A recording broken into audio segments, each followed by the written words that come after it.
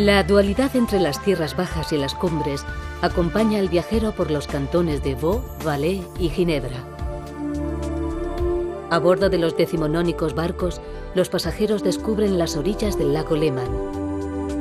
Las ciudades balneario de la Belle Époque y las grandes villas que acogieron a artistas, millonarios, aristócratas y exiliados de lujo se han transformado en una sociedad profundamente culta, repleta de museos, galerías de arte, festivales de música, hoteles de época y monumentos a las personalidades que le dieron fama universal. Aguas arriba del Ródano, el itinerario se interna en el cantón del Valais, que reúne 40 picos que superan los 4.000 metros. Los viñedos y las ultramodernas estaciones de esquí hacen surgir de nuevo la dualidad entre las ancestrales costumbres de los prados altos y la tecnología puntera de las estaciones.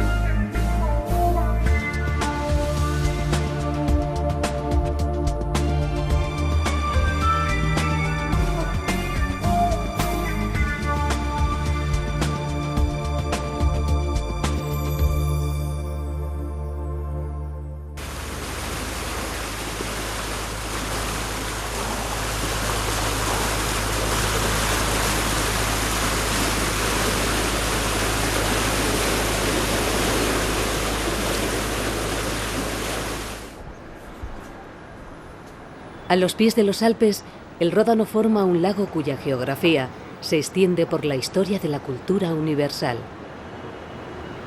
Intelectuales, artistas y millonarios encontraron en sus orillas un refugio perfecto. Las orillas del lago Léman centran la vida de Ginebra, dotándola de un aire de ciudad balneario, que hace difícil admitir que la ciudad viva de los bancos y de los relojes, y de ser la sede europea de las Naciones Unidas y sus numerosas dependencias.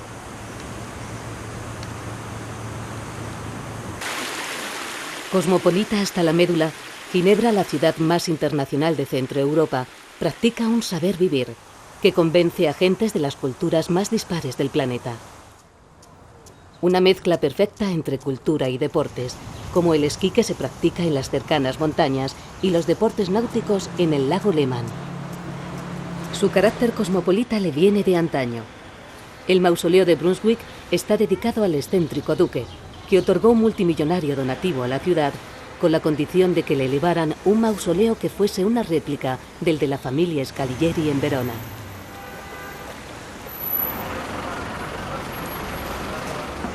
En el Hotel Beau-Rivage se alojaba Sissi, la emperatriz de Austria, que fue asesinada en su muelle.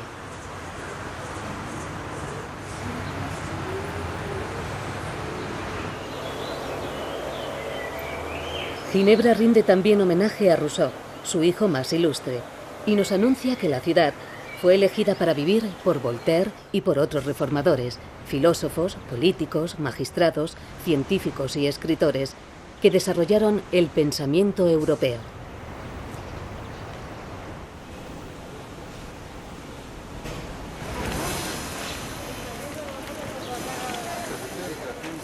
Auténtico corazón de la ciudad vieja, la plaza de Bourg-de-Fou ya fue un lugar de encuentros en la época de los romanos, gracias a la fuente y a los comercios que allí existían.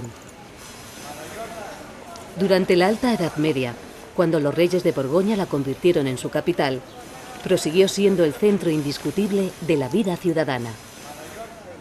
En el siglo XI, Ginebra comenzó a ser gobernada por los obispos, auténticos señores de la ciudad que impulsaron el desarrollo económico y las famosas ferias de Ginebra.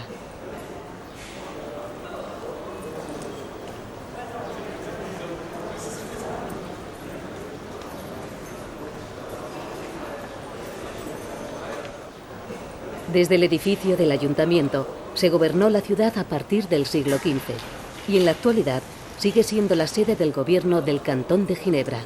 En sus salones se han firmado numerosos tratados internacionales y tuvo lugar la primera Asamblea General de la Sociedad de Naciones en 1920.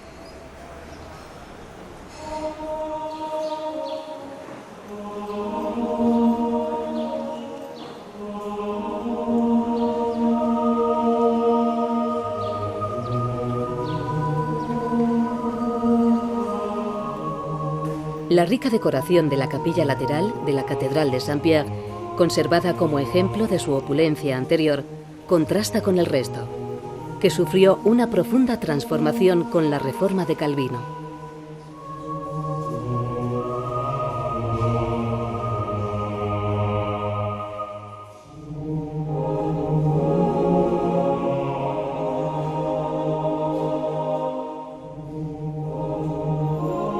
Cada época dejó su huella en la Catedral de Saint-Pierre. Comenzada a construir en el siglo XII, en ella se plasman una sucesión de estilos arquitectónicos hasta las últimas intervenciones del siglo XVIII, con la construcción de su fachada neoclásica.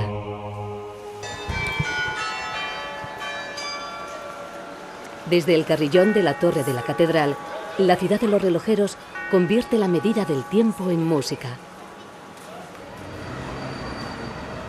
La Place Neuve corresponde al urbanismo del siglo XIX, fuera del recinto amurallado. El Gran Teatro de la Ópera se enfrenta al monumento del general Dufour, jefe del Ejército Federal, que puso fin a las luchas internas y propició una organización cantonal todavía vigente.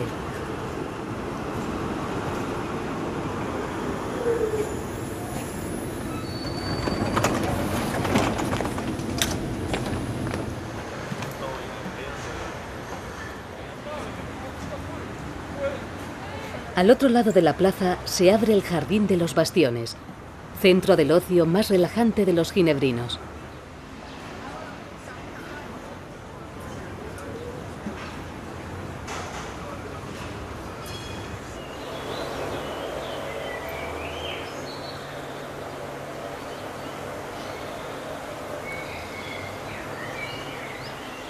La penumbra de la arboleda guarda el recuerdo del más significativo acontecimiento vivido por Ginebra, su conversión al calvinismo, en 1535.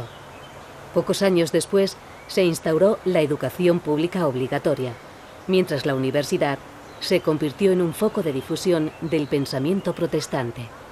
Adosado a una parte de los antiguos bastiones de las murallas que envolvían Ginebra, se levanta el monumento a los reformadores. 4 gigantescas esculturas rinden homenaje a Guillaume Farel, Jean Calvin, Théodore de Bèze y John Knox, los forjadores de la llamada Roma protestante.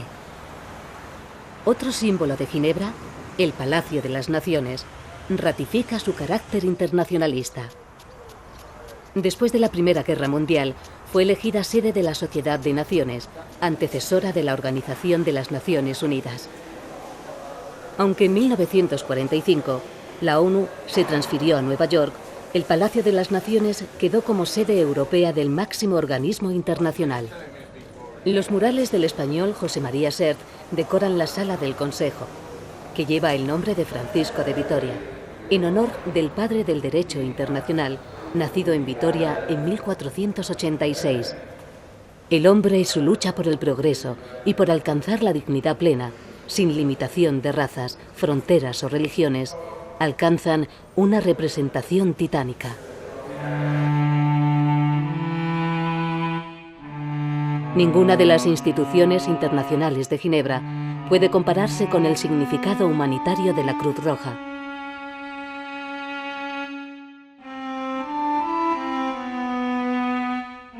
La Cruz Roja representa la conciencia solidaria del ser humano desde que fue fundada por el ginebrino Henri Dunant en 1864. Tras presenciar el desastre de la batalla de Solferino, que dejó en el campo de batalla a miles de soldados muertos sin recibir ninguna ayuda, Dunant se propuso que esto no volviese a suceder. Los testimonios del sufrimiento custodiados por el Museo de la Cruz Roja recuerdan que frente a la crueldad de las guerras, al desgarramiento de las injusticias, a los desastres naturales, siempre han existido las mujeres y los hombres que desinteresadamente han ayudado a las víctimas.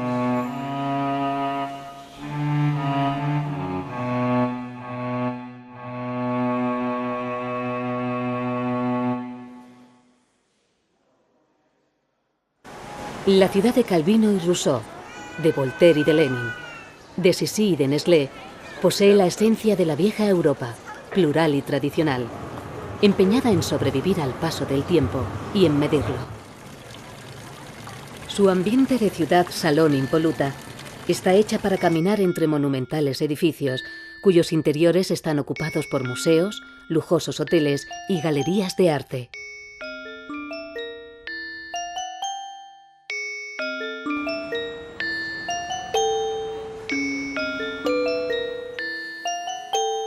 La alta relojería siempre ha sido una especialidad de Ginebra.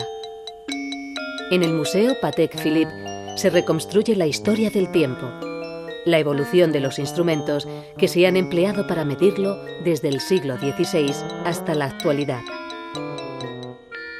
Las vitrinas guardan relojes, autómatas musicales y auténticas obras de arte con tic-tac, hasta las complejas maquinarias que permiten las mediciones de los relojes más exactos del mundo.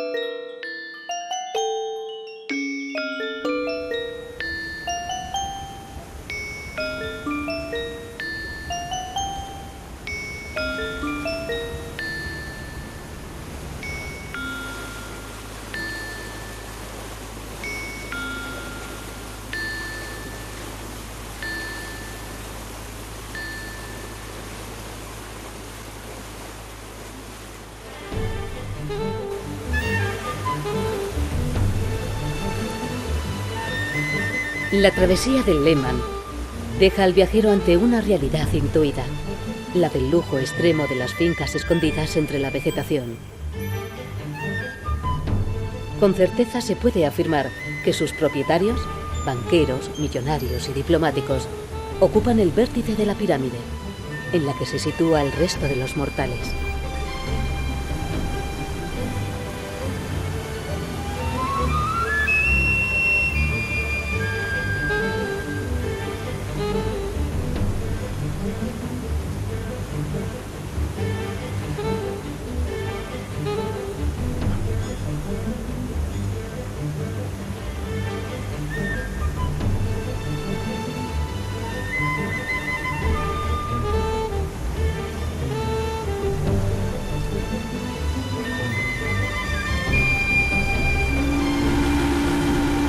La navegación por el lago Lehmann lleva de inmediato a un mundo de paradojas bien definido.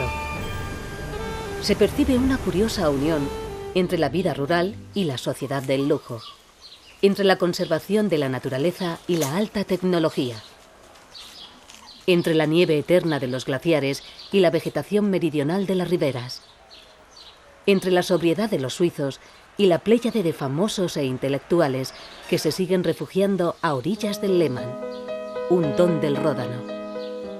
Muy al gusto de los escritores románticos, las columnas corintias de Nión, extraídas de la antigua población romana, se alzan en medio de un jardín y de las impresionantes vistas a la costa francesa del lago Lehmann y las alturas del Mont Blanc. Desde la romana Nión se controlaba la navegación por el lago y la riqueza agrícola de la zona.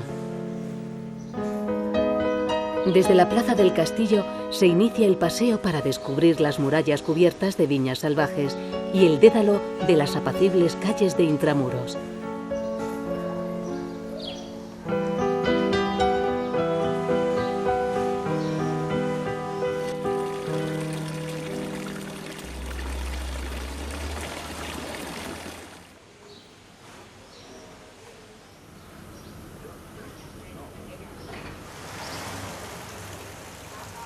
Si las grandes personalidades de los últimos 200 años se han inspirado en las aguas azules y en las cumbres blancas del Mont Blanc, si han encontrado aquí un refugio contra la intolerancia hasta convertir las riberas del lago en las riberas de las personalidades, se debe en gran medida a que en el castillo de Coppet existió una de las primeras cortes intelectuales.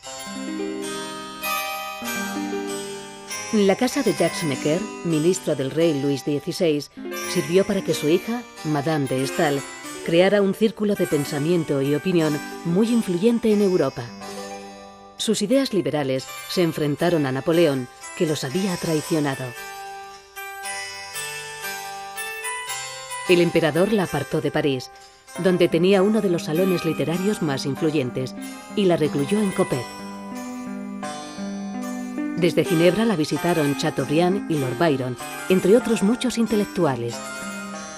Todavía las sombras del pasado cobran vida en el Salón de la Inteligencia y la Crítica.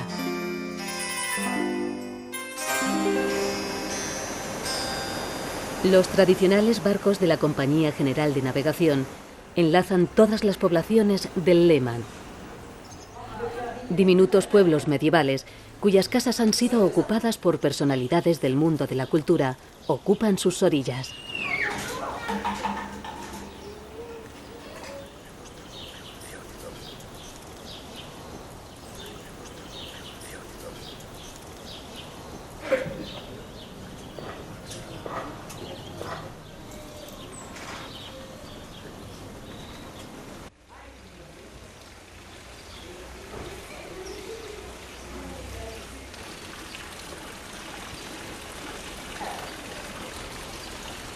Se suceden las fortalezas que mandaron construir los Saboya para proteger el importante paso de personas y mercancías que se desarrollaba en el Gran Lago.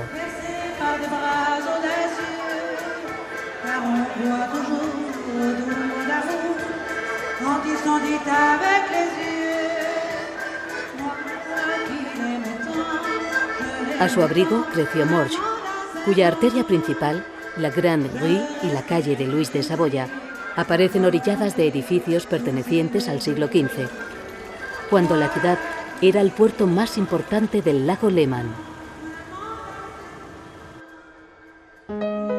El Museo Alexis Forel ocupa una de las casas patricias de Morges. En ella está instalado un museo que recrea la vida cotidiana de las clases acomodadas de tiempos pasados.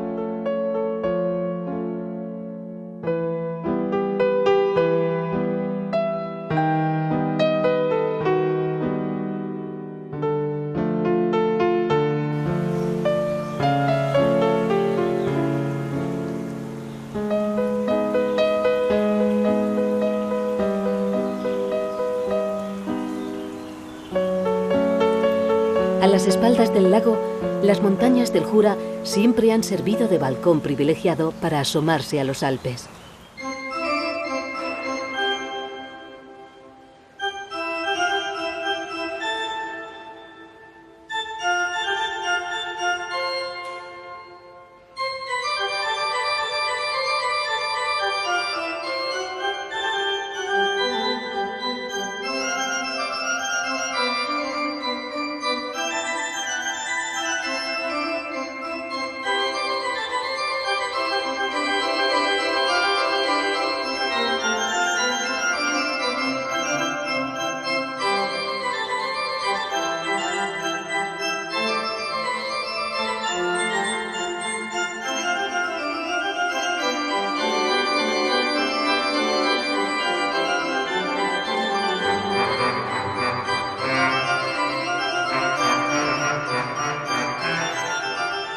El camino que llevaba a los peregrinos hacia Santiago de Compostela sigue haciendo hoy una parada en la abadía de Romainmôtier. Los orígenes de Romainmôtier se sitúan en el siglo V, cuando un joven llamado Romain se interna en los bosques de Jura para entregarse a la vida ascética y llegar a la santidad.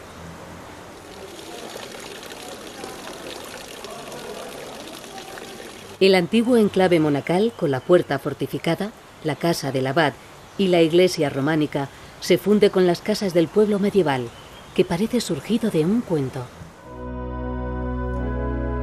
Guy Beauvais acude a su cita musical cada verano.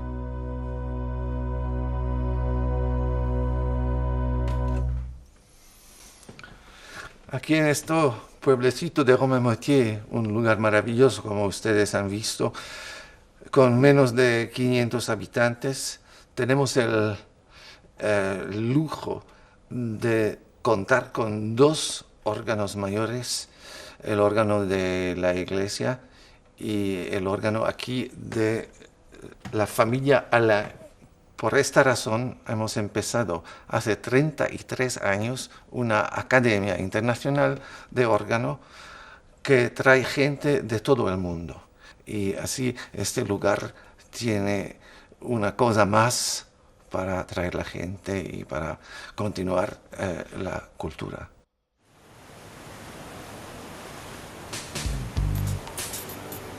De Vevey a Chillón, las riberas del lago Léman se transformaron en las riberas del lujo, elegidas por personalidades que quisieron vivir bajo la calma y la opulencia de un país neutral, que les permitía desarrollar sus actividades sin ninguna interferencia.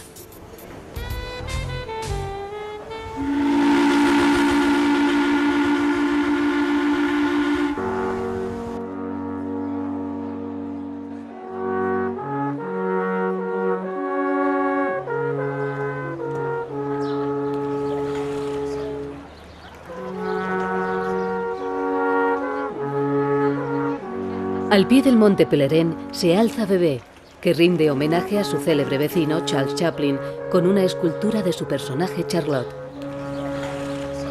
La casa donde vivió y murió el gran actor puede verse en Corsier, que ha terminado por unirse a Vevey.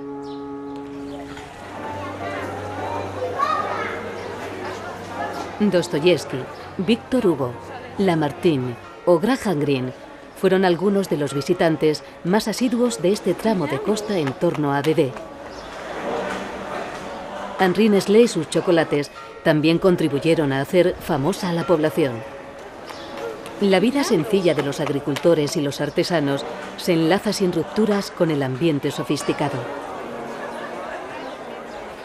3 días a la semana se dan cita en el tradicional mercado de Vevey, donde pueden vender los productos típicos de la zona y disfrutar de la música de la banda.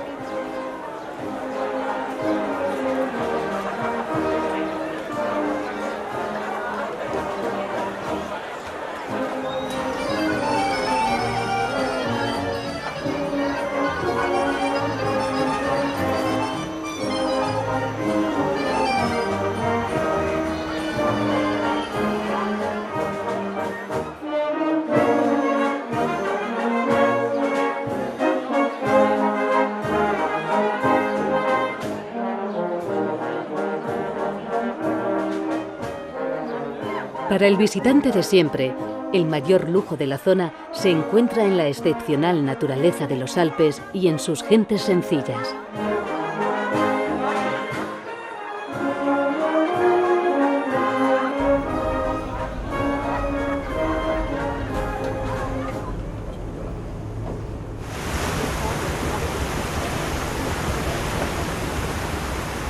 Vevey y su vecina Montreux son hijas de la Belle Époque. Vieron llegar y partir a las grandes celebridades de un mundo convulsionado por la revolución industrial y se convirtieron en un centro indiscutible de la cultura del siglo XIX. Festivales de música y grandes exposiciones, pequeños museos de coleccionistas y centros culturales de instituciones privadas y públicas realizan diariamente una oferta sustanciosa de actividades culturales, destinadas a un vecindario en el que abundan los refugiados del mundo del arte y los estudiantes de los numerosos internados.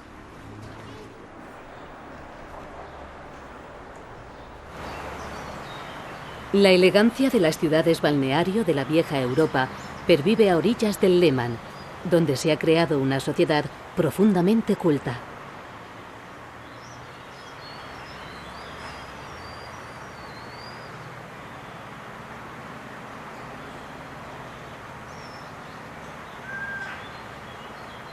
El monumento al escritor Vladimir Nabokov y el dedicado al cantante Freddie Mercury abren la puerta del recuerdo hacia otros famosos que vivieron aquí, como Andersen, Scott Fitzgerald, Hemingway o Stravinsky, que compuso numerosas obras inspiradas en la sonoridad del lago. Ritmos más modernos, suenan hoy en Montreux, sobre todo durante su célebre festival de jazz.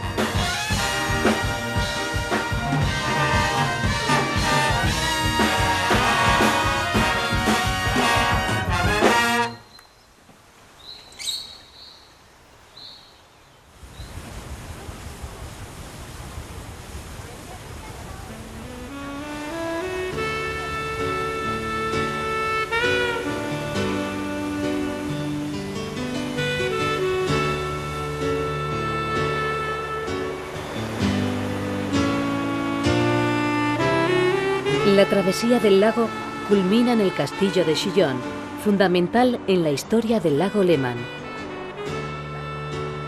Desde los tiempos más remotos, las construcciones defensivas se sucedieron sobre la isla rocosa, hasta que en el siglo XII pasó a ser una posesión de los condes de Saboya. El castillo de Chillon controló la ruta del Gran San Bernardo, paso abierto a través de los Alpes hacia los territorios de la actual Italia. Habitado por el gobernador de la fortaleza y por la corte itinerante de los Saboya, posee valiosas colecciones de armas y de muebles, salvados milagrosamente de la conquista del país de Vaud por los berneses en 1536. La ocupación duró hasta la llegada de Napoleón y tras la liberación, el castillo se convirtió en un símbolo del cantón de Vaud.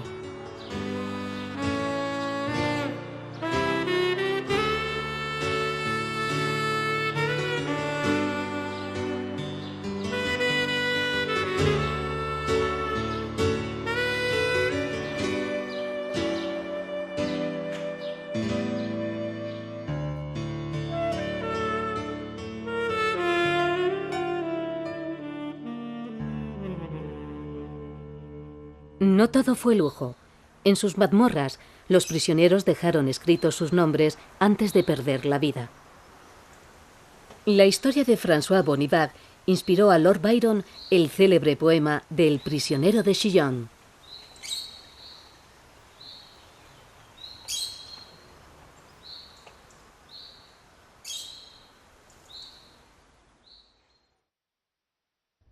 La región del nacimiento del Ródano se llama el Valais. Tiene fama de ser el cantón más hermético de Suiza, pese a las carreteras que se dirigen a los pasajes del Grand Saint-Bernard y del Simplon. Al paso del Alto Ródano se descuelgan las poblaciones que disfrutan del territorio más seco y soleado de toda la Confederación Helvética, de un territorio propicio para un vino excelente, procedente de las viñas trepadoras que casi llegan a las cumbres. Un paseo entre ellas conduce al Château d'Aigle para degustar los caldos de la zona. El valle se extiende hasta las laderas de las altas cumbres, protegido por paredes de viñedos que dan fama a sus vinos.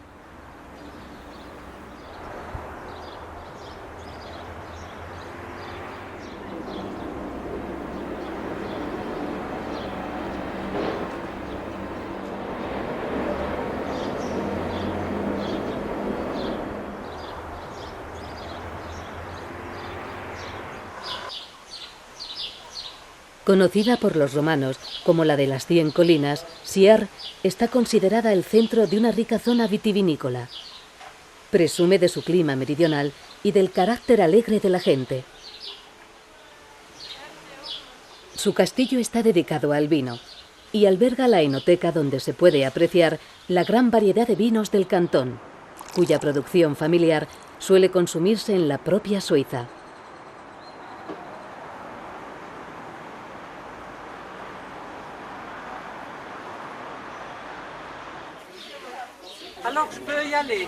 En el patio interior del castillo se sirven las especialidades culinarias del Valais, en especial la célebre raclette.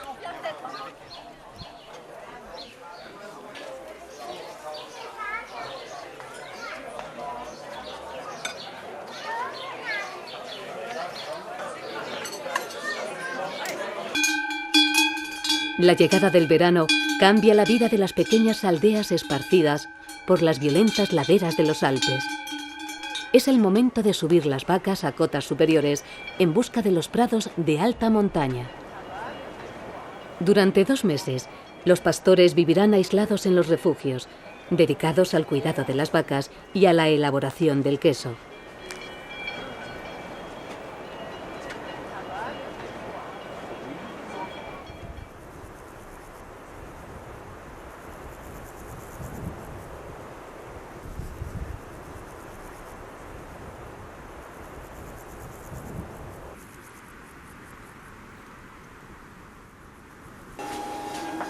En las tierras bajas, las costumbres se han modernizado, aunque la elaboración del gruyère, del emmental y de otros quesos alpinos sigue siendo manual.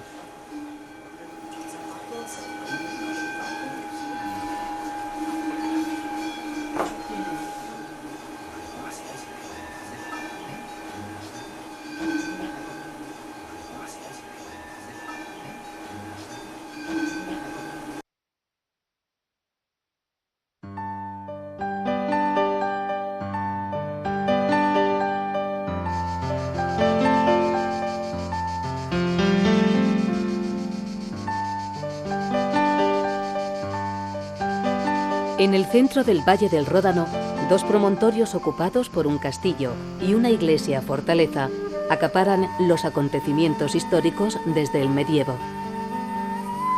En torno a ellos creció Sion, bajo las órdenes de los príncipes arzobispos.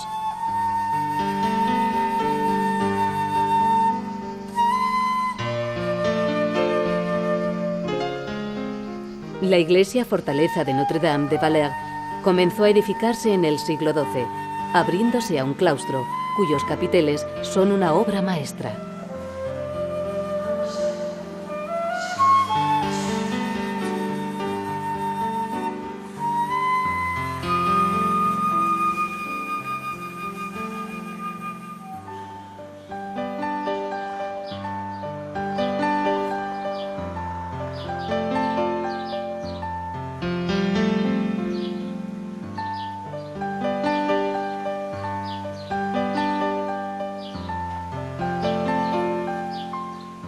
Bajando por sus empedradas calles, salen al encuentro pasadizos que conducen a gallardos edificios, que delatan la gran riqueza de sus antiguos moradores y que hoy forman el barrio antiguo.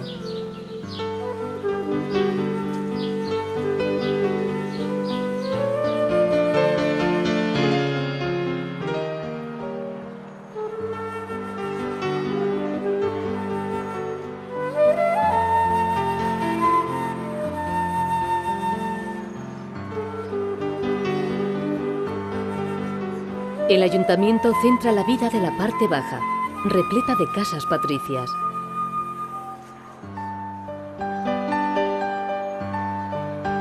Una de ellas, que perteneció a George Super Saxo, supera en magnificencia al resto. Su propietario no podía consentir que su rival, el cardenal Schinner, viviera mejor. No dudó en gastar una auténtica fortuna en su construcción. De aquella riqueza se conserva en la sala principal un rico artesonado de madera, con el rosetón que representa el nacimiento de Cristo.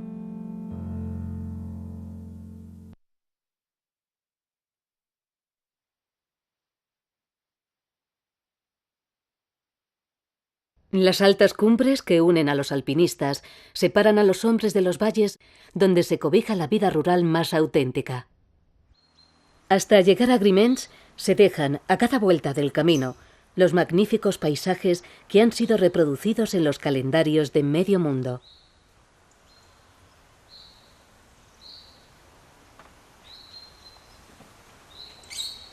La arquitectura de madera de Grimens muestra la tipología tradicional de los chalés alpinos. Aunque muchos de ellos están convertidos en pequeños hoteles, su altura se justifica por la tradición. Los hombres de las montañas se reservaban para vivir las plantas bajas, dejando a sus hijos casados las plantas superiores.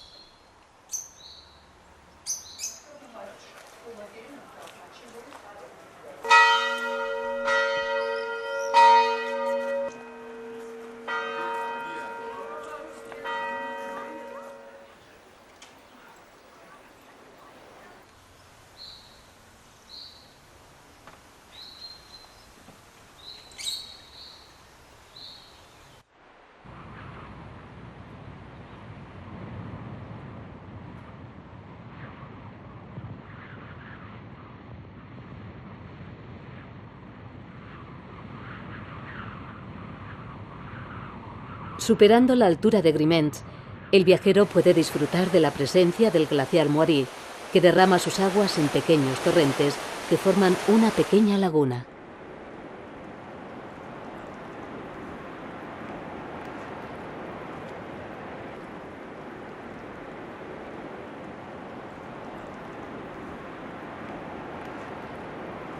Más allá de las nubes existe otra realidad, la de las altas cumbres alpinas, 40 de las cuales superan los 4.000 metros de altura en el cantón del Valais. Territorio de los glaciares, su deshielo da origen a lagos que embellecen más si cabe el paisaje y a numerosos cursos de aguas que descienden al encuentro del Ródano.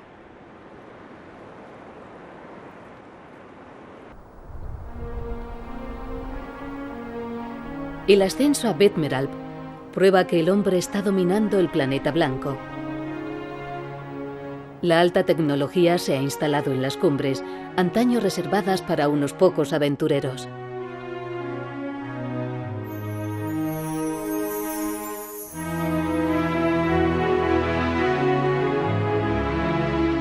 Betmeralp, situado a 2.000 metros de altura, pertenece a las ultramodernas estaciones de la tercera generación, las que han conquistado las mayores cotas y han prohibido el tráfico rodado en sus calles, salvo a los vehículos eléctricos.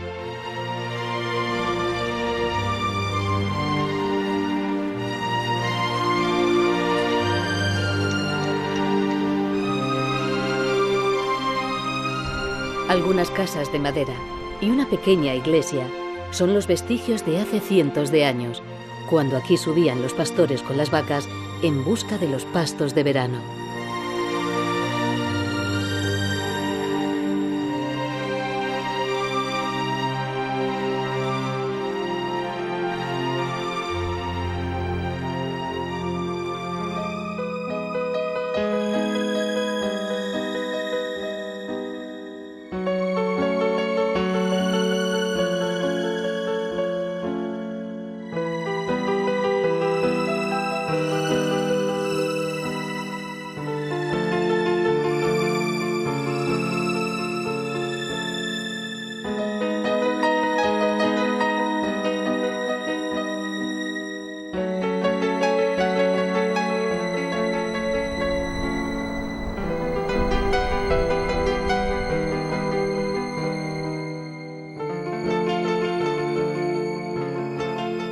Betmeralp es la primera etapa.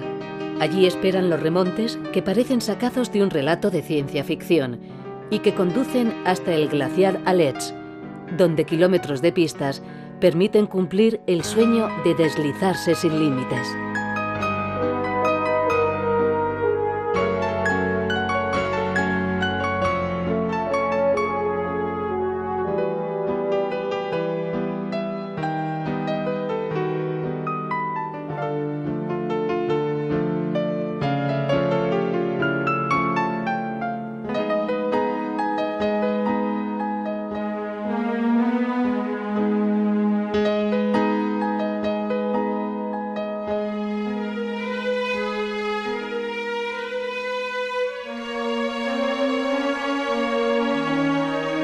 La majestuosidad del río de hielo que forma el glaciar de Aletsch hace surgir la ilusión de que descendiera de un remoto planeta blanco. Sus 23 kilómetros de lengua lo convierten en uno de los más largos de Europa, en el territorio idóneo para la aventura de la nieve en pleno verano.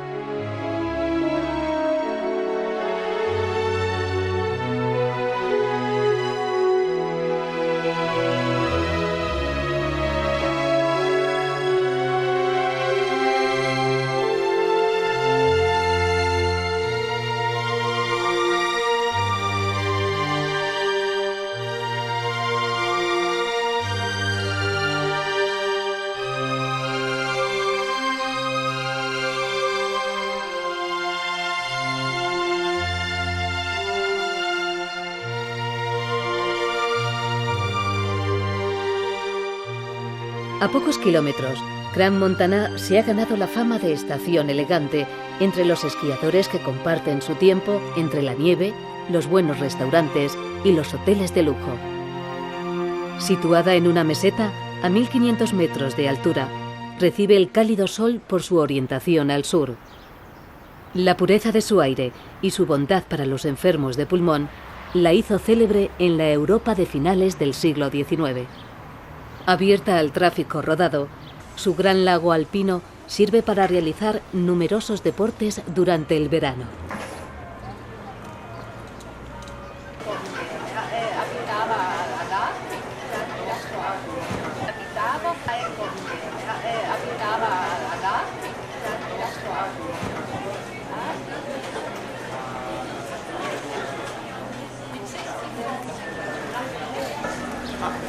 Je fais pas là, mais dans 15 jours.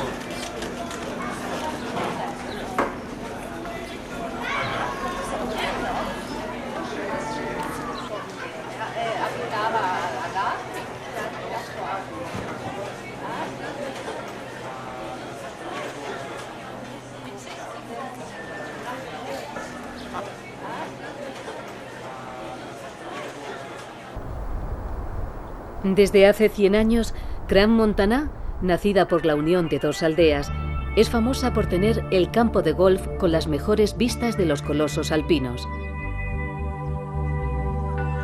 Un escenario que recuerda a Severiano Ballesteros y en el que se celebra el European Masters.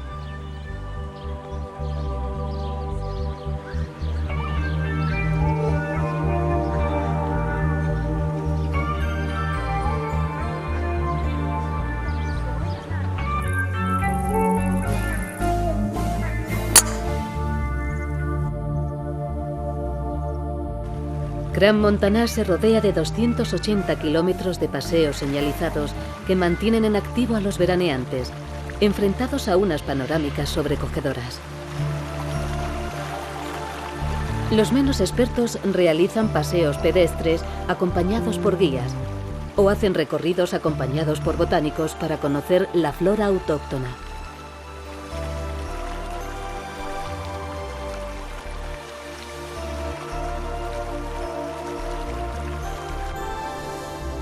El Funitel, un teleférico lanzadera de la última generación, comunica Crans-Montana con el glaciar de la Plaine Morte, a casi 3000 metros de altura.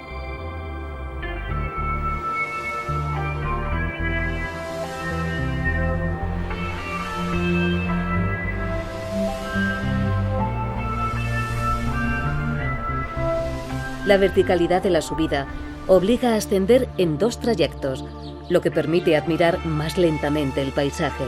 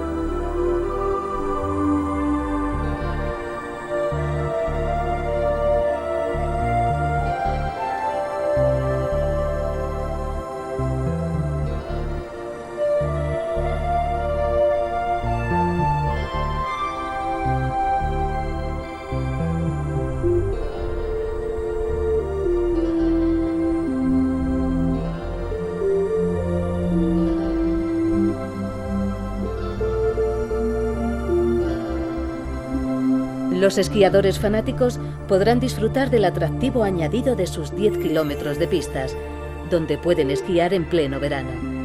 En invierno su variedad de pistas le valieron el ser la sede de los campeonatos mundiales de esquí alpino. En el estío, la sola contemplación de las montañas satisface a todos, ya que tienen ante sus ojos el techo del mundo. Las alturas del Mont Blanc, Grand Combin, el Cervino y el Monte Rosa, entre otros 4000.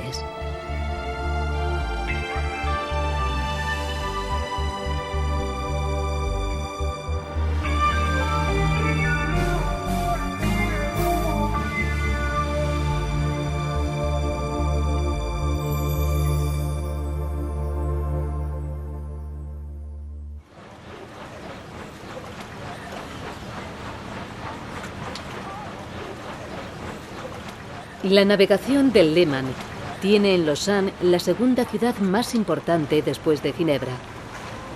Situada en un impresionante paisaje que asciende desde las orillas del lago hasta la estación invernal de Chalais-Gobet, los límites entre el campo y la ciudad no están claramente trazados.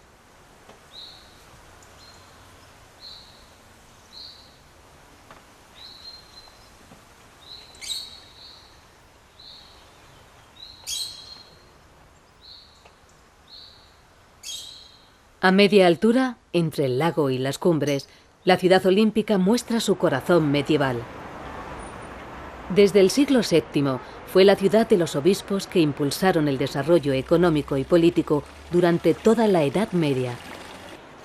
La gran riqueza de la ciudad impulsó la construcción de la catedral gótica, de una importancia capital en el arte helvético. La portada fue reformada en el siglo pasado y posee una curiosa escultura que representa al genial Viollet-le-Duc, el gran arquitecto francés especializado en arte medieval, al que se debe su reconstrucción en el siglo XIX. La extraña fusión de elementos del gótico inglés y del bourguignon, unida a la altura de las nervaduras, recuerdan al hombre su pequeñez.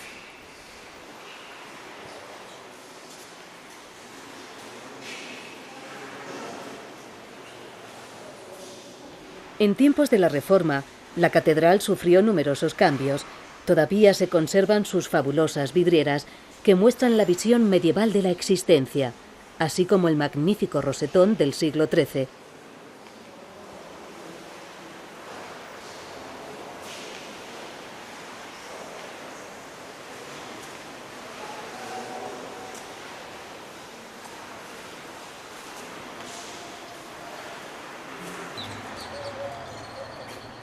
Numerosos pasadizos facilitan la bajada desde la colina de la catedral hasta las aguas del lago.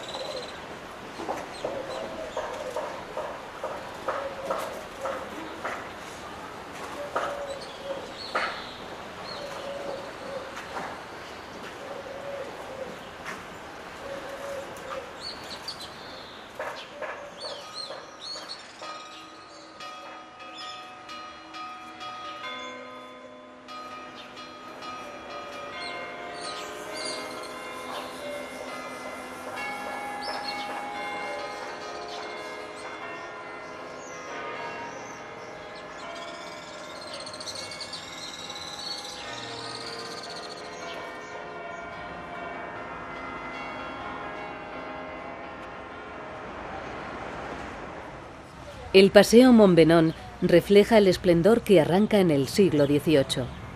Universitarios, editores, grandes enciclopedistas y hasta el propio Voltaire hacen brillar a Lausanne en el siglo de las luces.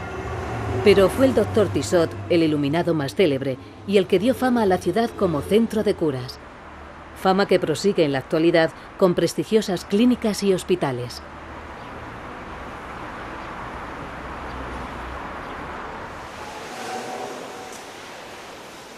Las veladas de ópera y los salones del Hotel Lausanne siguen evocando el lujo de la Belle Époque y atrayendo a la clientela, al igual que en tiempos atrás, cuando los aristócratas y los grandes burgueses descansaban en Lausanne y enviaban a sus hijos a estudiar en los numerosos internados de los contornos.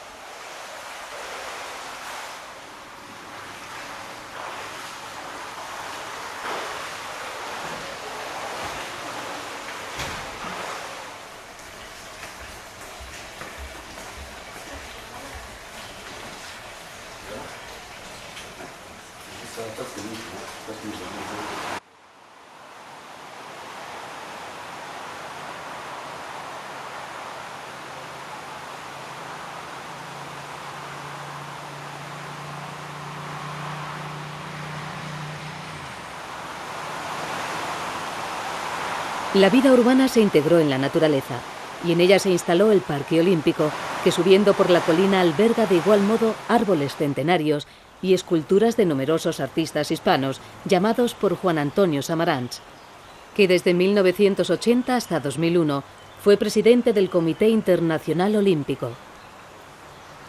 Las esculturas de Berrocal, Botero, Chillida y Tapies, entre otros, parecen homenajear a la Carta Olímpica, que define el olimpismo como una filosofía de la vida que exalta y combina equilibradamente las cualidades del cuerpo, de la voluntad y del espíritu. El homenaje al esfuerzo de superación y el desarrollo armónico del hombre se custodia en las ultramodernas salas de un museo interactivo.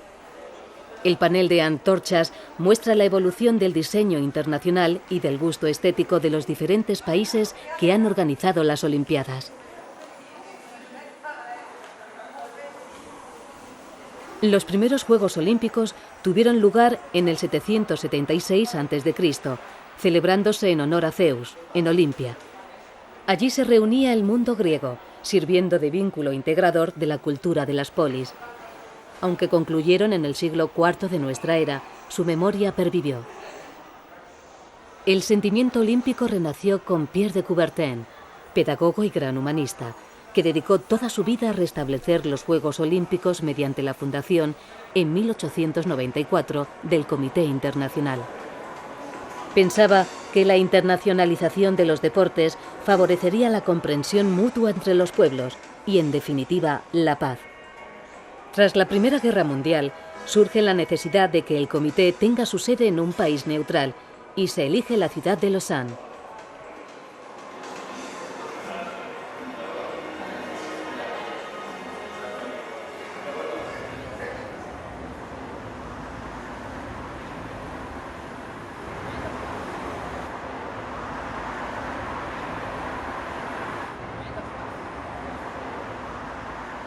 Las calles de la vieja ciudad se vuelven paganas con la oscuridad. Suena la música y la animación se prolonga por sus calles y terrazas.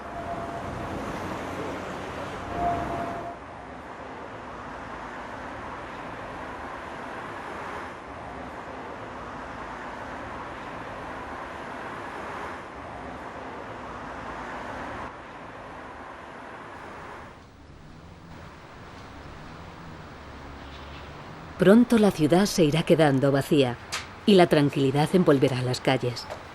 Desde la torre de la catedral, un hombre permanece siempre despierto. Junto a las campanas, vigila el Gué, que puede ser el único que queda en Europa. Asomado a la constelación de luces de las orillas del Léman, vigila un mundo de chimeneas y tejados, el sueño de sus conciudadanos y, sobre todo, las tradiciones de la moderna Suiza.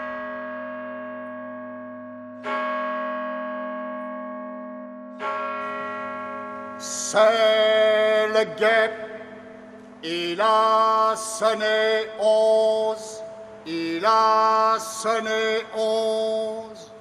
Dormez en paix, braves gens, car tout est calme.